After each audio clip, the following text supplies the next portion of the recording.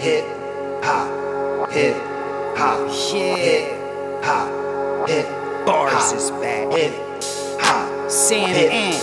hop, Oh God. hop, What's hip up with you? hop. I done watched them niggas do interview after interview. They not culture vultures, the culture something they been into. So if you never gave them a view, I recommend you do. Cause when they question guests, they message is not subliminal.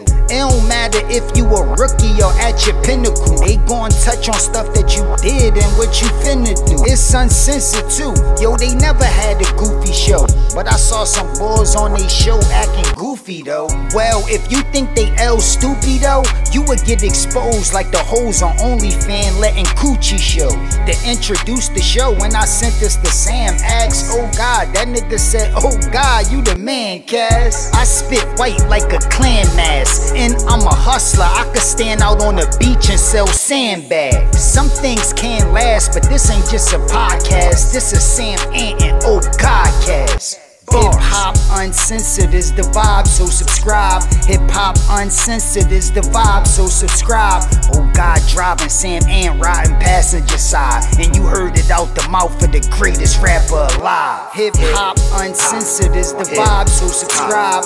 Hip hop uncensored is the vibe, so subscribe. Oh God, driving Sam Ant riding passenger side, and you heard it out the mouth of the greatest rapper alive. Go gang.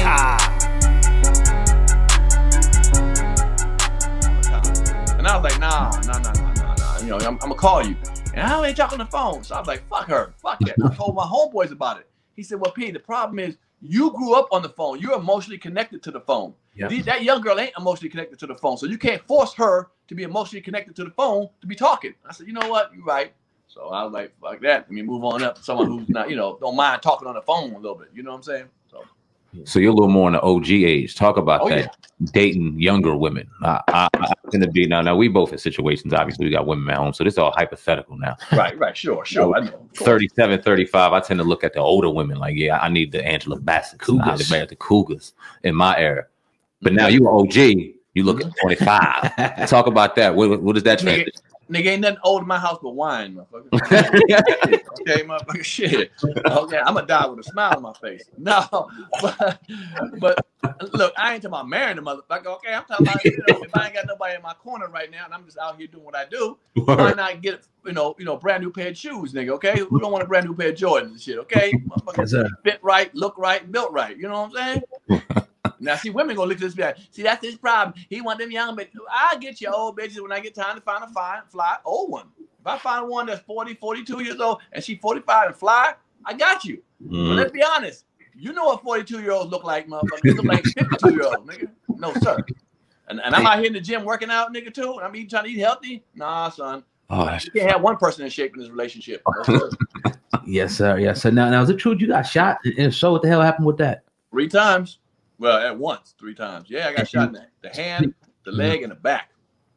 I told you I'm from DC, hanging out with my boys. We used to just like my boy. You know, the weekends it'd be like 6 of us go hang out, go to a party crash, club crash, whatever it is, crash.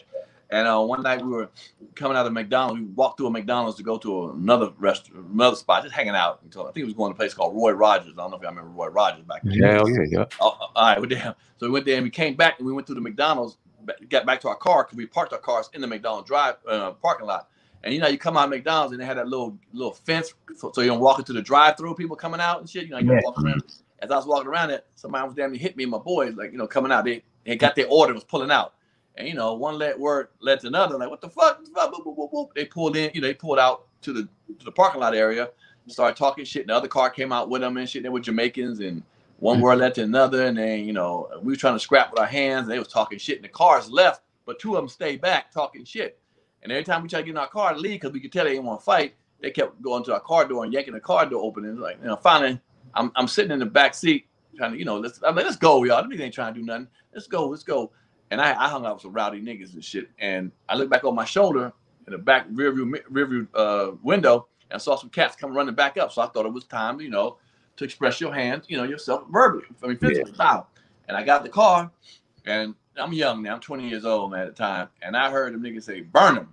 And I didn't, you know, remember, it's like about 6 of us and about 4 of them and shit. And we all humped up between some cars and shit.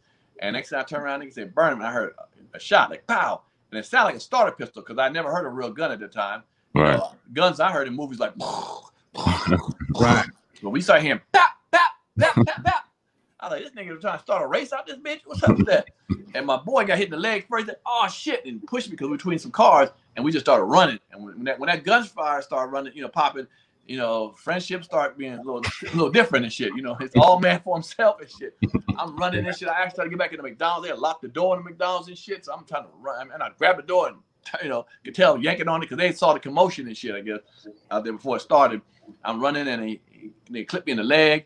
And then clipped me in the back. I jumped over a little car. Remember the little red Fieros? Remember the Fiero cars? Mm-hmm. Yeah, dude came out in the parking lot, a little older cat. When we was arguing, he tried to break it up and got back in the car. But I remember jumping over his car like on some old movie shit, nigga. It flew over the hood and shit, flipped on roll. And no, I got shot in the hand. I got the leg, the side, leg, the back, and the hand. When he hit me in my hand popped up. I saw all that meat and shit, man. And it's weird. Yeah, man. When you ain't used to seeing that shit, your shit all blown up and shit. Right. My whole wrist was like, bow, meat and blood and shit was all up there, bow. So I flipped over the car, ran around the back. My boy tried to pick me up and blase. Them cats ran away. And next thing I turned around, and I think I know who they were. I got a deduction from, I deduced it from reading a book called The Shower Posse. And do you remember the Shower Posse? Y'all should. You ever heard of them? Ringing bell. Nah, I didn't. Okay, Shower Posse was a big Jamaican gang back in the 80s that ruled like New York and some DC and I think Miami.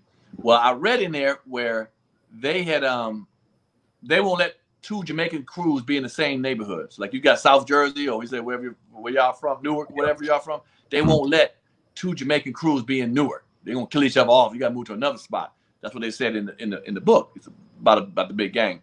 And I got shot like in I got shot in October, and in January of that month, like about a mile and a half later, a mile and a half further away, one of the Jamaican crew, they told the story in there where they killed these 4 people in this apartment up the street from where it happened at.